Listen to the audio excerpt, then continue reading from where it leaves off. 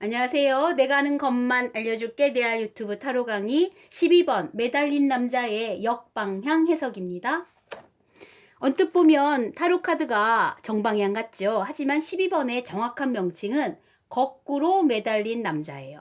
따라서 이게 영어도 뒤집어진 것처럼 역방향 카드입니다. 역방향에서 가장 중요한 것은 요거예요.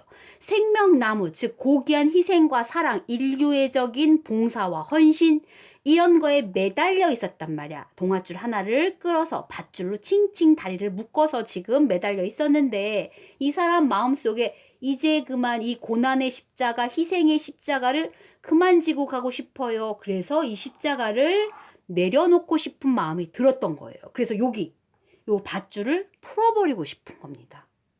그래서 1번 해석이 와요. 애착의 상실이에요. 어떤 애착? 무력이 아닙니다. 고귀한 희생정신과 사랑, 신적 영역에 해당하는 그런 모성애적인, 인류애적인 그 헌신에 대한 애착이 상실된 거예요. 그런데 우리가 그만두겠어요 라고 말한다고 비난할 수가 없어, 이 사람을. 예를 들면 이런 겁니다. 유관순 열사가 투옥이 됐어. 핍박을, 그리고 고문을 받았겠지. 그리고 어느 날 순사가 와서 일본 사람이 와서는 여기에 사인만 해봐. 다시는 독립운동을 하지 않겠습니다. 그럼 너는 이제 따뜻한 집으로 돌아갈 수 있는 넌 자유야. 이렇게 회유를 한다면 사람인지라 천에 한 번 만에 한 번은 이런 마음이 들 겁니다. 그만둘까? 그 도장을 찍고 자유롭게 집으로 돌아갈까? 라는 마인드가 들 수밖에 없어. 그래서 혹여 여기다 사인했다 치자. 우리가 비난할 수 있습니까? 비난할 수가 없는 거예요. 그럼에도 불구하고 결국은 3번으로 갑니다. 유관순 열사의 마음속에 뭐가 있었어? 아니지. 한 번 더 깊은 가치, 거룩한 애국심 이런 거를 다시 한번 생각해보자. 여기서 무너지면 안 돼 라고 마음을 다잡고 십자가를 또 진 거잖아요. 그래서 결국은 열사라는 이름으로 우리한테 남아있단 말이야. 그게 이제 결국은 3번으로 가긴 하는데 우리가 기억할 거는 이 사람이 혹여라도 그만둬서 십자가를 진짜 내려놨다 치자 비난하면 돼요? 아니죠. 내가 너를 아는데 얼마나 노력했는지 얼마나 헌신했는지 내가 너를 아니까 나는 너를 비난하는 사람이 아니고 너를 위로하는 사람이다 라고 내담자를 포근하게 안아줄 필요가 있는 거죠. 그럼에도 불구하고 또 결국은 귀착점은 이겁니다. 한 번 더 생각해 보길 권유하는 것. 두 번째 가보죠. 사회적 압박이나 일반 남들이 얘기하는 견해에 휘둘려서 그 영향을 받아서 애착을 상실하는 거예요. 예를 들면 이런 겁니다. 아프리카 가서 봉사해서 슈바이처의 길을 가겠다는 아들을 붙잡고 엄마가 이런 하소연할 수 있죠. 내가 지금 홀몸으로 너를 키우면서 학착같이 돈 벌어 학비돼서 서울대 의대에 보내놨더니 네가 지금 하나밖에 없는 엄마를 피부치를 버리고 거기로 가겠다는 게 말이 되니? 엄마 호강을 하는 거 아니잖아. 내 옆에 있어주길 원하는데? 라고 매달릴 수 있는 거예요. 주변에서도 그러겠죠. 남들이 이렇게 말할 거 아니야. 야, 너 그러면 안 되지. 호르몬이 생각해야지. 네 희생정신 하나로 지금 하나밖에 엄마를 내팽개씩 두고 네가 지금 아프리카에 가는 게 말이 되니? 이렇게 말할 수도 있는 겁니다. 그래서 혹여라도 이 사람이 남들의 압박이나 견해에 자신의 고귀한 희생정신을 그러면은 엄마 곁에 있는 걸 선택하겠어? 라고 애착을 상실했다 칩시다. 비난할 수 있어요?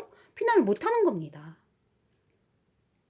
그럼에도 불구하고 이 아들은 어떤 선택을 할 거예요? 네. 한 번 더 중요한 깊은 인류애적인 가치와 숭고한 희생정신과 봉사로 그 가치를 더 추구하는 사람이기 때문에 자신의 십자가를 자신의 희생을 지고 가는 사람을 택할 가능성이 굉장히 높은 사람이기 때문에 우리는 이걸 알고 있어야 돼요. 결국 이 내담자의 마음속에 뭐가 있다? 여기에 매달려 있음이 숭고한 가치임을 그래도 여전히 마음속에 갖고 있는 사람이라고 생각하시면 돼요. 결론 두 가지 해석이에요. 애착을 상실했다고 가치를 버리겠다고 하는 사람이 있다면 우리는 그 내담자를 비난하면 안 되는 거예요. 위로와 격려와 오히려 안아줌이 필요한 거고요. 그럼에도 불구하고 이 사람에겐 딱 10번도 권유 안 해요. 2번, 3번 생각하라고도 안 합니다. 타로 카드가 말한 그대로 한 번만 더 깊은 가치에 대해서 생각해 보면 좋겠다라고 얘기할 수 있는 카드예요. 사례를 통해서 한번 알아보겠습니다. 에휴, 선생님, 제가 어떻게 살아야 될까요? 어떻게 살아야 하는지 알고 싶습니다. 라는 질문을 갖고 오셔서 넘긴 카드가 네, 역방향 12번이었습니다. 이 사람이 어떻게 살았는지 벌써부터 느껴지시죠? 고난의 십자가를 본인이 짊어지고 희생과 사랑과 인류애적인 헌신을 하고 있었죠. 네. 그러니 제가 어떻게 대답해야 돼요? 지금 어떻게 살아야 하는지 고민하셨는데 그만두셔도 돼요. 내가 당신을 압니다. 그동안 어떻게 살아왔는지 카드에서 다 보여요. 얼마나 희생과 봉사와 사랑으로 본인을 이렇게 십자가를 지고 가는 삶을 택했는지도 제가 알고 있습니다. 그만두시고 싶으신가요? 그렇다면 이 십자가를 버려도 제가 비난할 수가 없어요. 라고 되물었던 카드죠. 그럼에도 불구하고 내담자에게 어떤 포인트의 조언이 필요하냐면 타로 카드가 보통 이렇습니다. 타로 카드는 기한에 시간에 제한을 두지 않아요. 그래서 10년 뒤, 100년 뒤, 1000년 뒤도 갈 수가 있어. 환생 체험도 해요. 그리고 5년 전, 10년 전, 태아 뱃속에 그리고 전생 체험 100년 전까지도 가요. 시간에 구애가 없습니다. 그런데 보통 이렇게 뭉뚱그려서 어떻게 살아야 되나요? 라고 물어봤을 때 가장 기본 흐름은 타로 카드가 3개월의 에너지의 흐름을 읽는 거예요.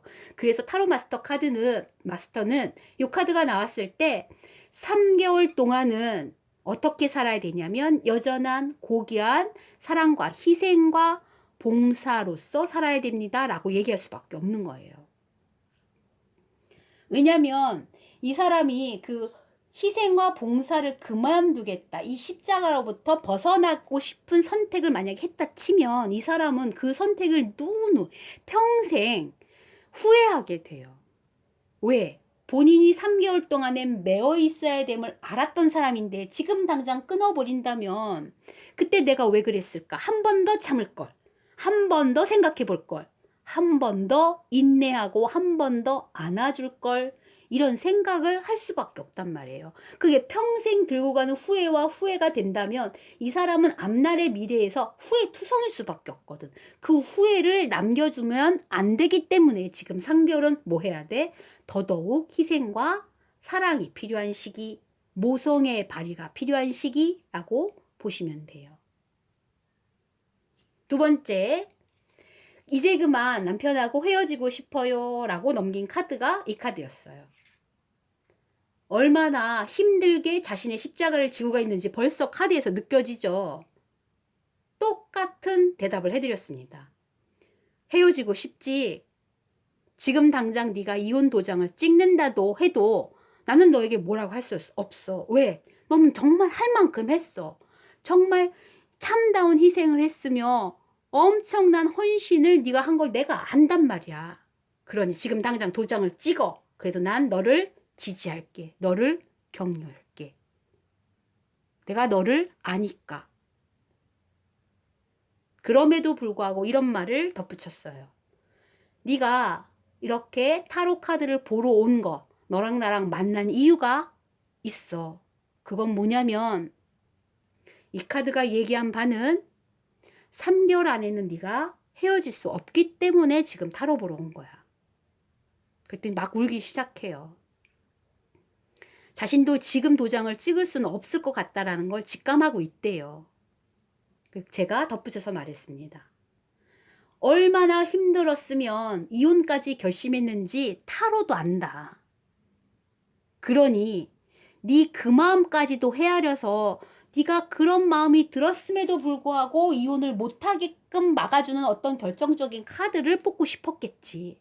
그 마음까지도 타로가 헤아리고 지금 답을 준 건데 조금 더 고귀한 희생정신과 가족애라는 그 고귀한 가치에 네가 희망을 걸어볼 시간인 거야.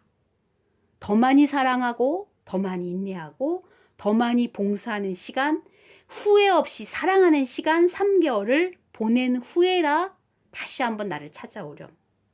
그때도 이 희생의 고리를 놓을 수 없는지 있는지는 그때 가서 한번 보자 라고 얘기했던 카드예요. 예, 절절하게 이 마인드가 느껴집니다. 왜 타로를 보러 왔겠습니까? 이 질문을 왜 했을까요? 이 사람 현재의 속마음은 그래도 가족이란 걸 지키고 싶었던 마음이 있었던 겁니다. 예, 물론 헤어지고 싶은 마음도 굴뚝 같아요. 십자가 아무나 지고 가는 게 아니거든요. 그러니까 내팽겨치고 도망가도 평범한 일반인은 우리는 비난할 수가 없는 겁니다.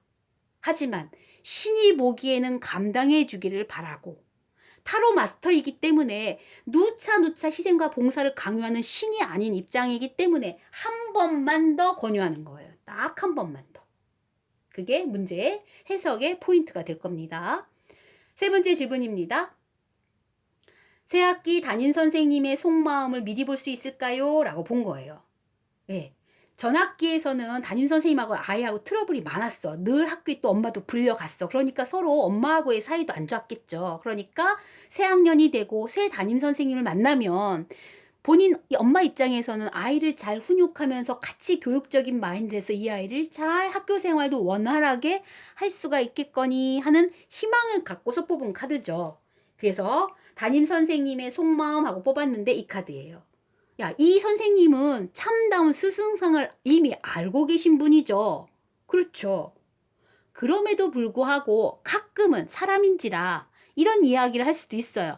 내가 이것까지 참아가면서 이것까지 보면서 선생 짓을 해야 돼? 선생 노릇을 해야 될까? 아이, 다 때려치자. 이렇게까지는 못해먹겠다. 이런 마음이 순간 들 수도 있어요. 그럼에도 불구하고 이 사람은 어떤 사람이죠? 이 선생님은 그렇지. 조금 더 높은 가치에 있는 참다운 스승으로서의 도리를 알고 가는 사람. 그래서 스승의 십자가를 지고 가는 사람.